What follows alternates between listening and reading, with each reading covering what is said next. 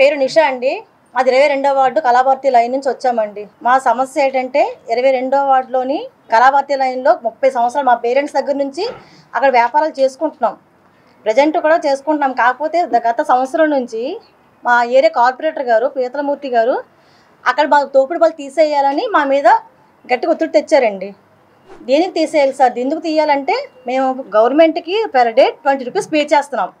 అదనంగా 40 రూపీస్ కూడా పే చేయమంటున్నారు. అదనంగా 40 రూపీస్ మేము ఎందుకు పే చేయాలి? మేము పే చేయలేమని చెప్పినందుకు సరే అయితే ఇక్కడ మీ దానికి షాపులు ఎవరు ఉండవు, తోపుడు బళ్ళు తొలగిస్తున్నామని మమ్మల్ని అన్నారండి. అప్పటి నుంచి ప్రతిరోజు మా బళ్ళు తొలగించాలని మా ప్రజలు పెడుతూ ఉన్నారు. మేము ఇష్యూ చేస్తూనే వచ్చామండి. అప్పటి నుంచి అయితే వాదన చేస్తూనే వచ్చాం. కాకపోతే మాకు హైకోర్టులో మేము మీద కేసు వేశారు. మాకు ఎటువంటి ఇన్స్ట్రక్షన్ ఇవ్వకుండా, మాకు ఎటువంటి నోటీస్ ఇవ్వకుండా శనివారం వచ్చి మా తోపుడు బళ్ళు తొలగించడానికి మొత్తం బందోబస్తు వచ్చారండి. టౌన్షిప్ ప్లానింగ్ వాళ్ళతో ఏరియా పోలీసులతో అందరితో వచ్చి మా బళ్ళు తొలగించడానికి ప్రయత్నించారు. మేము అడ్డుకున్నాం. మాకు ఎటువంటి ఇన్స్ట్రక్షన్ ఇవ్వకుండా మా తోపుడు బళ్ళు తీయించామంటే ఎలా అండి?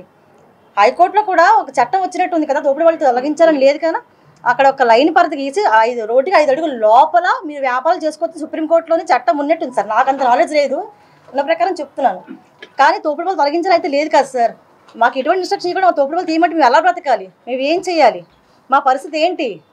ఇప్పుడు మా తోపుడు బళ్ళు తీసేస్తే మేము ఎలా బతకాలి? అక్కడ 300 కుటుంబాలు బతుకుతున్నాయి సార్ దాని మీద ఆధారపడి. మొత్తం అందరూ వీధిలో పడ్డాము. మా జీవనోపాధి ఏంటి సార్?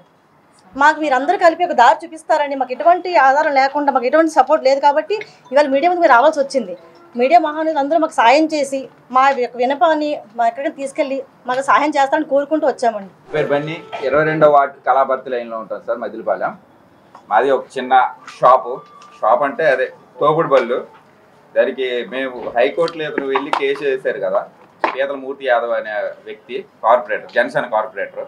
మేము ఏం చేసామని సార్? భూములు దోచుకున్నామా? ఏమైనా అక్రమాలు చేసామా? ఏం దోచుకున్నామని ఎర్రమట్టి దెబ్బలు ఏమైనా తవ్విసామా? ఏం చేసామని మీరు హైకోర్టు వాళ్ళు కేసు వేసుకున్నారు? హైకోర్టులో కేసు వేయాలంటే 2 లక్షలు కావాలంట సార్.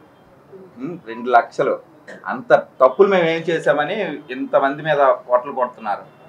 సంవత్సరంన్నర నుంచి సార్ అతని మాట వినలేదని ఈగోకి వెళ్ళి వ్యక్తిగతంగా సుప్రీంకోర్టు ఇచ్చిన ఆర్డర్తో సహా అది పక్కన పెట్టి మేము ఆ మార్జిన్స్లోనే వ్యాపారాలు చేసుకుంటాం సార్. 30 సంవత్సరాల పై నుంచి ఉంటున్నాం. వైజాగ్లో ఉన్న 98 వార్డులో లేనిది ఈ 22 వార్డులోనే ఎందుకు వస్తుంది సార్ అంత సమస్య? ప్రజలు ఇవ్వలేదు.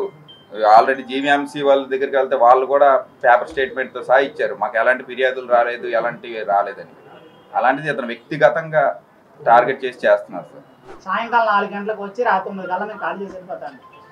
కానీ ప్రతిసారి మాకు లాస్ట్ మెజర్మెంట్ చేయకుండా మా దుకాణాలు తీయమని చెప్పి వాళ్ళ మనుషులను తీసుకొచ్చి మొత్తం పరదాలు సైతం కూడా లాగేశారండి. ఒకళ్ళిద్దరు కాదు, మొత్తం చాలా మంది వచ్చారు, పరదాలు సైతం లాగేశారు.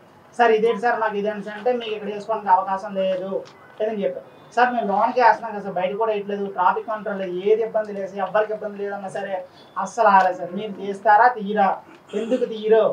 వాళ్ళ మనుషులను తీసుకొచ్చి మా పరదాలు కూడా ఎదిరిసిన రోజులు ఉన్నాయి సార్. చాలా గొడవ చేసాం, చాలా కంప్లైంట్, చాలా జీవీఎంసీ ఆఫీస్కి వెళ్ళి కంప్లైంట్ కూడా ఇచ్చాం సార్. అక్కడ వాళ్ళు ఏం చెప్తాను, మాకేం సంబంధం లేదు, మాకు ఎవరికి ఏ రిపోర్ట్లు రాలేదు సార్. లాస్ట్ దగ్గర పోలీస్ కంప్లైంట్ కూడా ఇచ్చాం సార్. వాళ్ళు కూడా ఏం మాట్లాడలేదు సార్. అతను చెప్పినట్టు చేయండి అని చెప్తున్నారు, వాళ్ళు కూడా వాళ్ళు చెప్పినట్టు చేయండి అని చెప్తారు. ప్రతి ఒక్కరు ప్రతి ఒక్కరి దగ్గరికి వెళ్ళాను. ఆఖరికి రామకృష్ణ గారి బాబు దగ్గర కూడా వెళ్ళాను సార్. వెళ్ళి కనిపించి సార్ అలా ఉంది, నేను మాట్లాడతాను, మీరు వెళ్ళిపోండి. దగ్గర మాకు సంవత్సరం నుంచి మాకు ఇబ్బంది పడుతున్నారు సార్. ఈ వ్యాపారం చేసుకుంటూ, ఎందుకంటే గవర్నమెంటే ఎంప్లాయ్మెంట్ క్రియేట్ చేయలేదు వాళ్ళకి. ఎంప్లాయ్ అయినా కానీ వాళ్ళందరూ మహిళలు, అందరూ పిల్లలందరూ కూడా వాళ్ళ యొక్క జీవన వృత్తిని గడుపుకోవడానికి వాళ్ళు చిన్న చిన్న వ్యాపారాలు చేసుకుంటూ ఈ రోజున ప్రభుత్వానికి ఏ విధమైన ఆటంకి కలిగించుకుంటా వాళ్ళు ఏంటంటే హైకోర్టు ఆర్డర్లు ఏం చెప్పారంటే రోడ్డు బ్లాక్ చేశారు అని చెప్పారు. అంటే కోర్టుకి ఫాల్స్ ఇన్ఫర్మేషన్ ఇచ్చారు. వాళ్ళు ఫాల్స్ ఇన్ఫర్మేషన్ ఇచ్చారు. రోడ్డుకి ఇరువైపులా కూడా ఆక్యుపై చేసేసారు, స్థలాన్ని ఆక్యుపై చేసేసుకొని ఇల్లు కట్టించుకున్నారని చెప్పేసి వాళ్ళు చెప్పారు. ఇందులో అది శుద్ధ అబద్ధం. ఎందుకంటే ఒకసారి మీరు కూడా వెళ్ళి చూడండి, అక్కడ ఏ విధమైన కూడా లాస్ట్ ప్రభుత్వంలోని 188 కోట్ల రూపాయలు మార్కింగ్కి ఖర్చు పెట్టామని చెప్పేసి వాళ్ళ లెక్కల్లో చూపించారు. ఎక్కడ మార్కింగ్ లేదు, ఏమీ లేదు. 188 కోట్లు ఏమైంది ఇప్పటికి కూడా అర్థం కావట్లేదు. వాళ్ళు వదిలేశారు.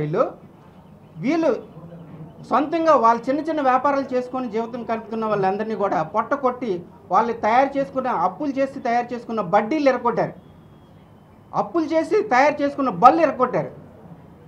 దానివల్ల ఏంటి వాళ్ళకి కలిసి వస్తుందో అర్థం కావట్లేదు. ఇప్పుడు వీళ్ళు ఓట్లు వేస్తేనే వాళ్ళు గెలిచారు. పుట్టుకతో ఎవడో ఇక్కడ కార్పొరేటర్ అవ్వలేదు, ఎవడో ఎమ్మెల్యే కూడా అవ్వలేదు. వీళ్ళు బతులాడుకుంటే ముష్టి అడుక్కుంటే వీళ్ళు ముష్టి అయితే వాళ్ళు గెలిచారు. ఈ రోజున వీళ్ళ జీవనోపాధి చేస్తున్న వ్యక్తులు ఎవరైతే ఉన్నారో వాళ్ళు సస్పెండ్ చేయాలని చెప్పేసి నేను రాష్ట్ర ప్రభుత్వం డిమాండ్ చేస్తున్నాను. అట్లాగే కోర్టుని మోసం చేసినందుకు కోర్టు వరకు కూడా విన్నపం ఏంటంటే, కోర్టు తాలూకు టైం వేస్ట్ చేశారు, కోర్టుని మోసం చేసి ఆర్డర్ తెచ్చుకున్నారు. కావున వీళ్ళపైన పరువు నష్ట దావా వేయాలని చెప్పేసి కోర్టు వారిని విన్నవించుకుంటున్నాను. అలాగే ఏదైతే ఈ ఆర్డర్ ఉందో ఈ ఆర్డర్ని క్యాన్సిల్ చేయాలని చెప్పేసి మీ కోర్టు వారిని విన్నవించుకుంటున్నాను. ఆ విధంగా వీళ్ళకి ఎంప్లాయ్మెంట్ కలిగిస్తారని, వాళ్ళకి కావాల్సిన పనిముట్లు ఏవైతే ఉన్నాయో, అత్యవసర నిత్యావసర పనిముట్లు ఏవైతే ఉన్నాయో అది ప్రభుత్వమే కల్పించాలి. యాక్చువల్గా ప్రభుత్వం కల్పించకపోయినా సరే వాళ్ళు అప్పులు చేసి తెచ్చుకొని పెట్టుబడులు పెట్టుకొని జీవనం సాగిస్తుంటే ఈ రోజున దాన్ని కూడా వాళ్ళ పొట్టలు కొట్టి చిన్నపిల్లలు ఇప్పుడు స్కూల్ ఫీజులు కట్టుకోలేరు, వాళ్ళు ఉండడానికి ఇల్లు లేదు, వాళ్ళకి తినడానికి తిండి లేదు. ఇటువంటి వాళ్ళపైన మీ దౌర్జన్యాలు ఆపాలని చెప్పేసి ఇక్కడ ఉన్న కార్పొరేటర్లకి ఎమ్మెల్యే కూడా నేను హెచ్చరిస్తున్నాను. లేని పక్షంలో రానున్న ఎలక్షన్లు మీ యొక్క అందరి డిపాజిట్లు గల్లం చేస్తాం. కాబట్టి